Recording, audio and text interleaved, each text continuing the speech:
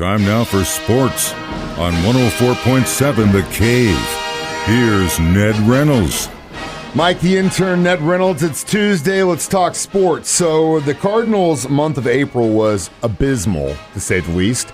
But so far in the month of May, they're having a lot better month. Has that continued? Won 7 of their last 8 games, and that doesn't necessarily mean they're in the championship hunt, but they are playing better, and you knew they would because this is entirely too good a team to have slumped and played as badly as they have. Well, they've awakened and are on the verge of shaking off that early slump. Cardinals win last night over the Brewers. Now, keep in mind the score is totally lopsided. It's a laugher, is what they call it in baseball, a complete laugher.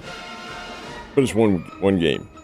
And the Cardinals probably will look back on this somewhere along the line here in the near future and say, I wish we had some of those runs. Cardinals 18, the Brewers 1. The key point here is Jack Flaherty, who has really struggled in the early going this year. Flaherty pitched well, and he had Wilson Contreras as his catcher last night. Flaherty struck out 10, went through 7 innings before the relief corps came in there and won the game. It all really ended in the first inning. The Cardinals got 3 runs off Freddie Peralta.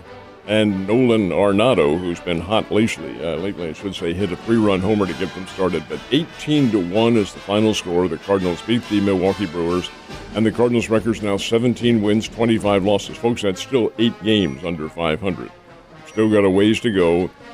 But I think this team is beginning to feel itself now, and somewhere along the line, they're going to emerge as probably the key challenger to the Milwaukee Brewers for the championship in the National League Central, which is still among the weakest in baseball. But nice win, great win. We'll see what happens tonight. They got a long way to go, but at least we can start putting our Cardinal stuff back on, and that makes me happy. All right, so it looks like the horse that had a hell of a time in Kentucky might be the favorite going into the second jewel in the Triple Crown. That is Mage that they're talking about, and Mage is an 8-5 favorite and is the only Kentucky Derby horse running in the Preakness, which is coming up on Saturday. That's the second jewel in racing's Triple Crown. They run it at Pimlico in Baltimore. It's a big deal.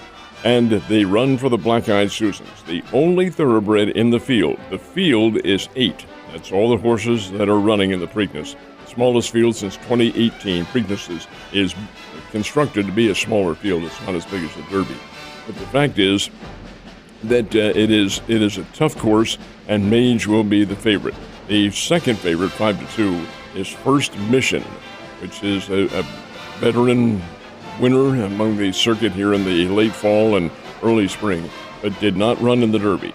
So this will be very interesting coming up. That's Saturday, the second jewel in the Triple Crown. The Preakness, always a big deal. The run for the Black-Eyed Susans. Putting any money on this one? 0. He's a smart guy, and I'm always listening to Ned's advice. Last but not least, Coach Primetime is going to be tested in a pretty tough division in college football this year. I think he's going to do okay. What do you think? We will see. Coach Primetime, of course, is Deion Sanders, who has taken over as the head coach at Colorado. Colorado's a Pac-12 conference team. The way the volatile college formation is going, they could move to another conference. Who knows? Colorado had a 1-win, 11-loss record last year in football. Fired their coach, Carl Durrell, and brought in Deion Sanders. Well, at the end of the spring practice, 71 Colorado players went on the transfer portal.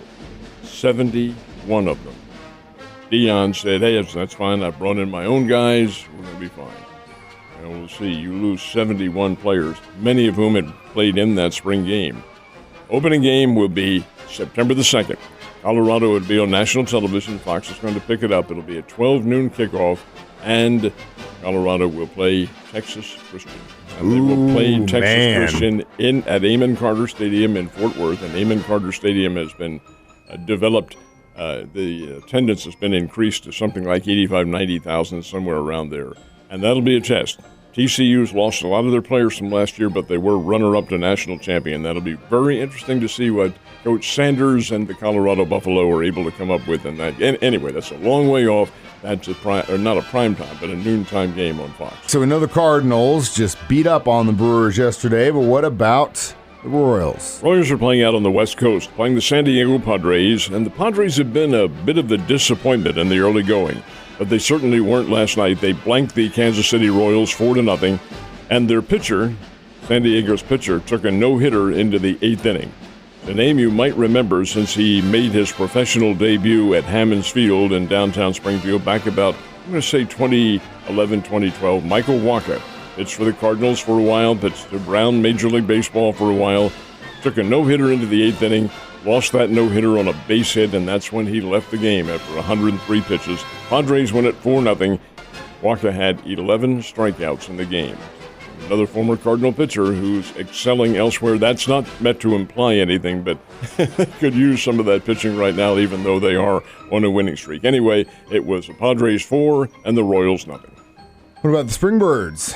How'd they do? They are off. They're on a road trip that begins tonight. This is the second week of their road trip. Oh, yeah, so they're back-to-back out on the road. Correct. So then they back in town for next week, going Correct. into Memorial Day weekend. They are. That's good news. Well, that's great news, actually. Something to do. Last but not least, yesterday it was announced that one of the wild card games at the end of the NFL season, one of the Saturday, Sunday, when they flip them up, the Saturday game is going to be specifically on Peacock streaming service. And this tells me something, and it tells everybody else too, that the National Football League is very subtly directing their TV toward streaming.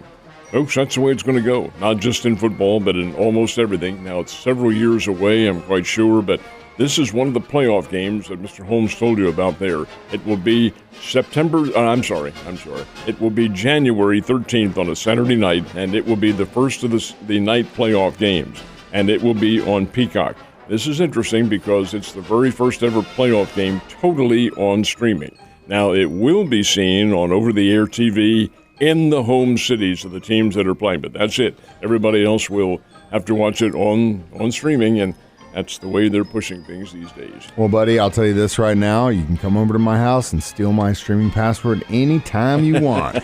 So it looks like Ned and I, if that's the wild card game we're watching, we'll be watching it at my house. All right, last but not least, how close are we to a Panther-Kraken final in the Stanley Cup? Closing in on it. We'll see what happens. The Kraken, well, they lost last night, but the Golden Knights are still in the thing. Dallas defeated Seattle 2-1, so the Kraken are out of it.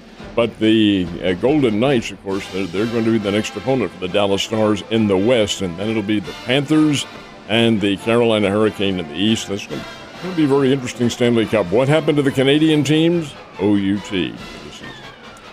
Looks like we play hockey a little bit better down here in the old US of A. Ned, you have a great day, and I will see you tomorrow.